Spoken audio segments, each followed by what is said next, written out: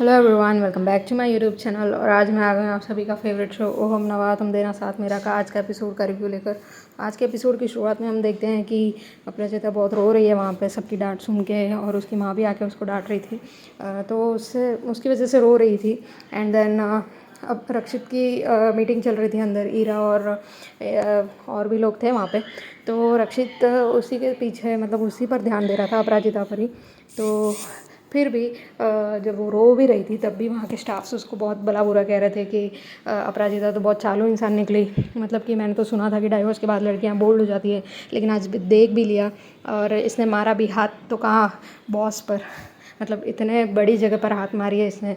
मतलब दिखने में ही ऐसी है लेकिन बहुत ज़्यादा शातिर है और बहुत ज़्यादा चालाक है। एंड देन वो कहती है कि सबकी ऐसी किस्मत कहाँ जो बॉस उसको बासुंदी ला के दे। तो फिर अपराजिता को गुस्सा आता है और फिर वो बासुंदी लेके जाके उसको दे देती है कि लो तुम खाओ। तो वो कहती है कि बासुंदी की बात नहीं है, अटेंशन की बात है जो बॉस तुमको दे रहे। तो अपराजिता कहती है बात उसकी भी नहीं है, बात नज़रिए की है जो तुम लोग की बिल्कुल भी गंदी है। तो तुम्हें ऐसा लगता है कि किसी को कामयाबी मिल रही है तो वो किसी गलत काम की वजह से मिल रही है। एंड देन रक्षित वहाँ पर अपनी मीटिंग में बार बार अपराजिता को देख रहा होता है, तब वो भी ऐसा ही बोलती है कि अब सर तो मीटिंग में रहकर भी तुम्हारी तरफ ही देख रहे थे, पता नहीं ऐसा क्या है, जादू चला दिया। और ऐसे बात करती है हक से जैसे कि उसकी गर्लफ्रेंड हो। दूसरी तरफ हम देखते हैं कि अविनाश के पैरों पर वॉच लगती है। एंड आरू सोचती है ये तो विवान की वॉच है, ये बेड के नीचे छुप रहा था तब उसकी वॉच गिर गई होगी। तो वो कहती है कि ये मेरी फ्रेंड की वॉच है। तो वो कहता है ये तो लाखों की वॉच है और तुम कहते हो फ्रेंड की है। तो बोलती है आप भी चकमा खा गए ना, ये 200 रुपये की वॉच है। तो वो कहता है कि अच्छा, बट ये तो बॉयज़ की वॉच है।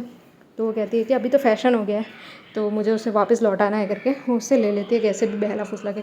तो उसे 200 रुपया देता है और कहता है कि तुम मेरे लिए एक और लेके आना। दूसरी तरफ हम देखते हैं कि विवान वहाँ ऑफिस पहुँच गया होता है और उसके पीछे पीछे रोहन भी आ गया होता है। तो वो कहता है कि इसका एक्स फियांसे यहाँ पे क्या कर रहा है। तो वो बोलता है कि अपराजिता से वो बात कर रहा होता है कि मुझे आरू ने फिर से एक मौका दे दिया है और ये सब आपकी वजह से ही हुआ दीदी, आपने ही कहा था ना कि मैं घर पे जाके उससे बात करूँ। तो विवान शॉक हो जाता है और बोलता है कि उसने आपको एक और मौका क्यों दिया, ऐसा तो बहुत कम होता है। और गुस्से में वो वहाँ से चला जाता है। तो अपराजिता सोचती है कि इसको कैसे पता कि सगाई टूटी है एंड इसको क्या हो गया, ये चला गया वहाँ से।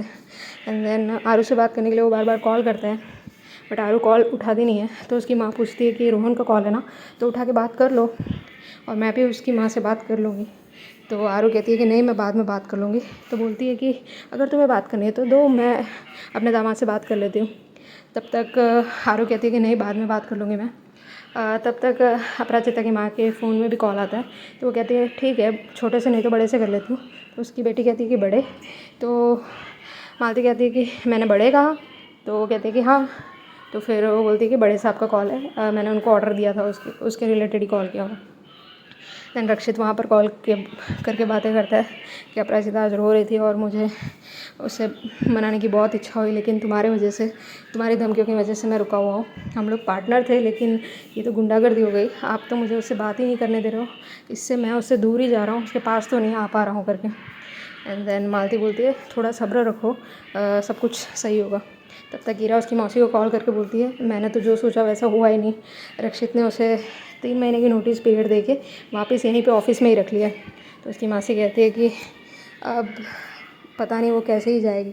ईरा कहती है कि 3 महीने तो क्या, मैं उसे 3 दिन में यहाँ से निकालती हूँ करके। दूसरी तरफ हम देखते हैं कि रक्षित वहाँ आया होता है उसकी माँ से मिलने, अपराजिता की माँ से मिलने। एंड देन वो सोचता है कि उसकी माँ ने तो प्रॉमिस लिया है कि मैं अपराजिता से बात नहीं करूँगा और ये जब तक आएंगी तभी मैं उनसे अप्पू से बात कर पाऊँगा। एंड देन जैसे ही वो गाड़ी में आती है तो रक्षित कहता है ठीक है, अभी तो तुम आ गई हो और मेरा प्रॉमिस यहीं पे फुलफ़िल होता है। तो वो कहती है कि अभी तुम कॉल नहीं करोगे, अगर तुम उसे सप्लाई करते रहोगे तो तुम्हारी डिमांड नहीं बढ़ेगी। तो ये कहता है मैं सेम डायलॉग अपने ऑफिस में मार के आया हूँ, तो हम दोनों बिज़नेस पार्टनर भी अच्छे बन सकते हैं। और अपराजिता की माँ कहती है कि तुम्हें बिज़नेस करना है या फिर अप्पू का दिल जीतना है। तो वो बोलता है कि अप्पू का दिल जीतना है। एंड देन दूसरी तरफ में अपराजिता और रश्मि बात कर रहे होते हैं। तो रश्मि कहती है कि ऐसा पहले कभी रक्षित सर ने तुमसे बात की है। तो कहते हैं कि नहीं।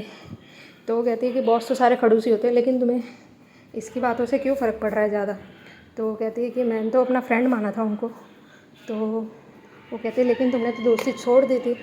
तो कहती है कि छोड़ा तो मैंने ऑफिस भी था बट जा रही हूँ ना। तो फिर वो बोलती है कि उनको कोई परेशानी हुई होगी।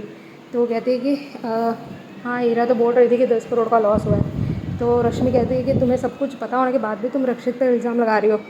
तुम एक बार उससे बात कर लो, उसने तुम्हारी बहुत मुश्किलों में साथ दिया है, तुम भी उसे एक बार ही ट्राई दे दो। तो फिर वहाँ पर अपराजिता का कॉल आता है। तो रक्षित बहुत ज़्यादा खुश हो जाता है, बट उसकी माँ कहती है कि फ़ोन बजने दो, लेकिन तुम उठाओगे नहीं। एंड देन कॉल करता है बट उसकी माँ उसे कॉल उठाने नहीं देती है। एंड देन रश्मि उसे बहुत ज़्यादा समझाती है कि तुम्हें एक बारी बात कर लेनी चाहिए। तो अपराजिता उसे कॉल करती है वापस, बट मालती उसे उठाने नहीं देती है। बट कैसे भी करके रक्षित स्पीकर पे डाल देता है फ़ोन को। एंड देन वो बात करने लग जाता है। तब अपराजिता की माँ चिल्लाती है। तो अपू को पता चल जाता है कि उसकी माँ वहीं पे ही है। वो बोलती है मम्मी, और उसकी माँ घबरा जाती है। और रक्षित कहता है मम्मी कौन, कोई नहीं है यहाँ पर, मैं अकेला ही हूँ। तो बोले तो तुम अजीब अजीब सी आवाज़ क्यों निकाल रहे हो। तो कहता है कि चीटी काट रही, मेरे को चीटी काट रही है। और उसकी माँ उसको टाइप करके बताती है कि क्या बोलना है अपराजिता से। तो वो बोल नहीं पा रहा था, वो बार बार आवाज़ ही निकाल रहा था क्योंकि उसकी मम्मी चीटी काट रही थी उसको बार बार। एंड वो फ़ोन में लिख के बताती है कि ऐसे बोलना है।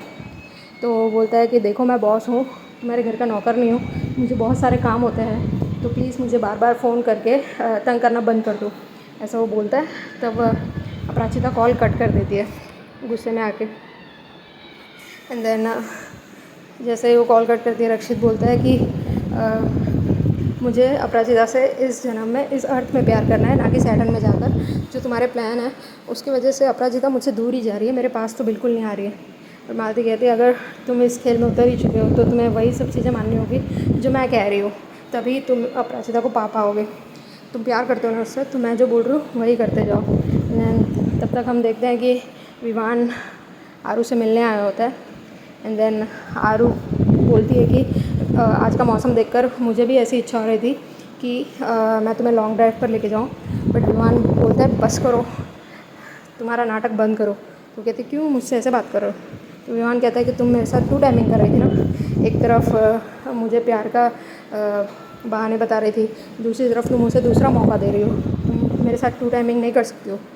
दूसरी तरफ हम देखते हैं कि अपराजिता बहुत ज़्यादा गुस्सा होती है।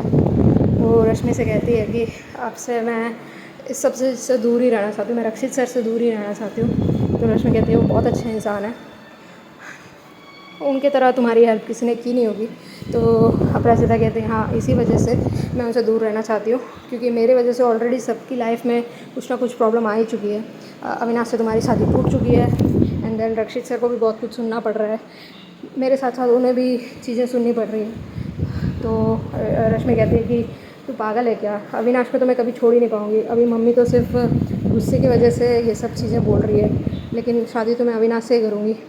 तो अपराजिता खुश हो जाती है और उसको गले से लगा लेती है। आज के लिए बस इतना ही है, मिलते हैं नेक्स्ट वीडियो में। Thank you.